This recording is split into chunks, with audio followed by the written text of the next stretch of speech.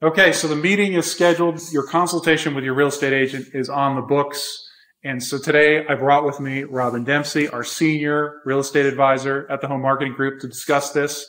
She's been on maybe now thousands of appointments and closed hundreds of deals. And so she's been through this process countless times and can help provide some insight for you so you're prepared when you're meeting with your agent about what is necessary, what may not be necessary at this stage of the process. So the first thing is having that first consultation. What does the house need to look like? What do you need to be prepared for in that first initial meeting, that quote unquote first date with your agent? So Robin, tell us a little bit about what the expectations are when you go for the first time. So, honestly, the expectations can be a little bit different depending on where people are in the process. Some people are renovating. Some people are, trying to clean it up, painting. I think it's really important for people to know that we look at homes that are literally in every single shape that you can think of. But broom swept with a general idea of what your plans are. What changes are you going to make to the house? But it's a first date. That's what I always call it. It's just a very impromptu first date. It doesn't have to be 100% perfect. That's what we're there for, is to help you get there. Right. So it doesn't have to be ready to go on the market for that first consultation. Absolutely not. We're just trying to get a general sense of the property at that point. So don't get too worked up about it, too stressed out about it. We are not going to take any photos that day. No worries. Exactly.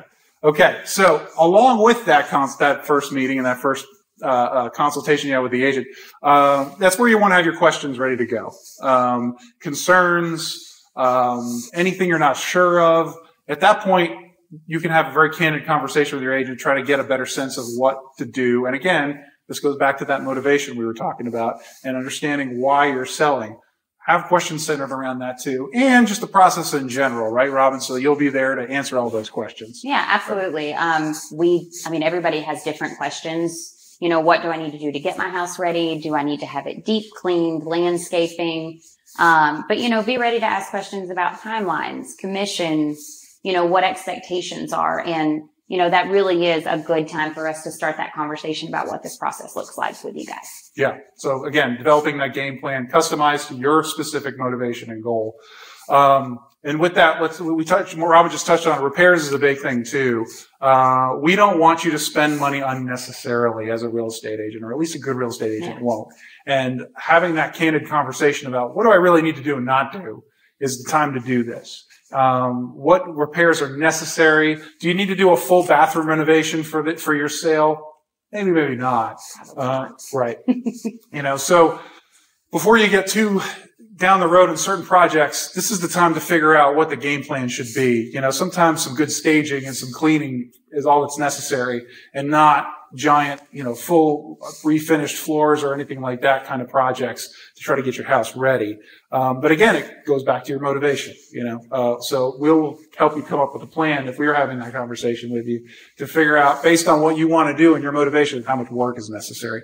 And Robin, as far as, quotes, contractors, and things like that, you can obviously help with those as well, right? Yeah, absolutely. When we meet with clients for the first time, it's really more of a conversation. Do you need to paint your whole house? Probably not, because most people are going to paint it whatever color they want anyhow. So I think it's just really necessary to remember that we have a pulse in the market. We're going in people's houses. We're not just looking at photos on Zillow. So we know what needs to be done. We know what your neighbor's done and how your home compares to that. And so it really is important for us to, come in, see it, and actually give you a game plan and not just a guess. Right. And so again, when you're meeting with an agent, you need to have these conversations. And if you're not, that's a red flag. It's important. You don't want to be spending money and unnecessarily to get your house on the market. Or on the flip side, you want to be told things, you want to have an honest conversation with your agent to make sure that you're doing the right thing. So you're not caught off guard, or you're not putting your house on the market in a condition that's probably not going to get you where you want to go. Yeah. And more often than not, when we do give suggestions or our own feedback, it is things that we hear while we're in the selling process. So let us help you. Don't stress. Yeah. Right. Listen to your agent. Okay. Good. So also in this consultation, we're going to talk about the actual list price, probably one of the most important components of it outside of getting your house ready. We're going to start firming that price up. Now that you've been in the property, you've walked around, you've seen it, we've got the research. We take all of those things and adjust accordingly to try to figure out, okay, what are we going to put on the market for based on what your goal is once again. So you're going to obviously sit down and be like, all right, here's the research, here's what's going on in the market, here's what's going on in your specific house. This is what we think you should sell it for. And then get on the same page with that, obviously. Do you have anything else to add to that?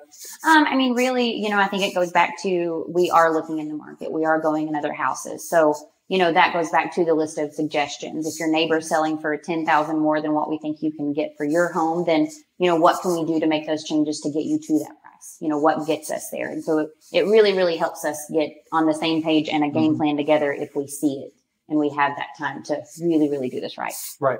And obviously, judging the market, there's a different strategy for how we're going to go about this.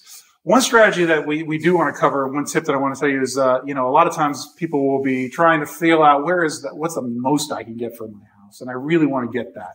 So let's put it on the market for a little higher than we think it's actually worth, so we don't miss that higher price. We're going to actually put it above market. And we generally don't recommend doing that. And it actually works against you rather than for you. You think you're going to get to that highest price possible, but it actually works opposite. And we have data to prove that. Robin, what do you usually say to people when they bring that up with you? It's very, very easy for somebody to walk in and say, well, my next door neighbor whose house is, 11 years newer than mine sold for $500,000 and your house may only be worth $250 because of size or anything like that. So, certainly if there's suggestions that we can give you to get you to a higher price, we're going to help you with that. But, listing it for the highest price, I mean, there is data that shows you that it is going to sit on the market. And most people want a quicker sale than to sit on it for 6 to 8 months. And so especially depending on market conditions, I mean, you've got to price it right, 100%. Yeah, you're actually going to lose buyers, and you're actually statistically shows you people who overprice their house in the beginning will sell it for less money than people who actually price their house appropriately from the get-go. And we've got data to prove that. So again, it's hugely important to make sure you're pricing your house appropriately. You're going to get more money for it. And you're right. You're going to get those buyers in there quicker. You're going to get it sold faster. So we always advise people not to do that. Okay. So last part about the consultations, we're going to dive into, again, your next steps. Selling your house is a part of this, but where are you going? And so Robin's also going to touch base with you, and a good agent will also touch base with you on, all right, what is that next part of if it's a home search or a move or home search with a move, like those next steps too. So some things you talk about with people on that front. It's really important that we don't leave you homeless. So that's our goal. But it's, do we need a storage building? Are we moving to an apartment? Are we buying another house? Is it out of state? And that helps us. So you're, again, less stressed out. During this meeting, we will figure it out. We will, help you find trusted vendors to get these things done, because timelines are obviously super important. And, the plan is to get you from point A to point B. And so we just need to know where point B is. So have a little bit of that thought process in your head, please. Yes. So start looking at homes online, coming up with, if you are moving, especially locally, coming up with a list of homes you're interested in. For most people, they've got to sell their home to buy a new one. So you can't actually put anything under contract yet, but you kind of want an idea, because once this process starts and these things get moving fast, you don't want to be caught off guard. You want to have a good idea where you want to go and get an idea and sense of, where you want to be. So you should have a home search set up. You should be looking at properties online, and maybe even going to start seeing some homes at this point when you're actually going to go on the market and have a date set. Okay, Robin, thank you. Yeah, absolutely. Okay.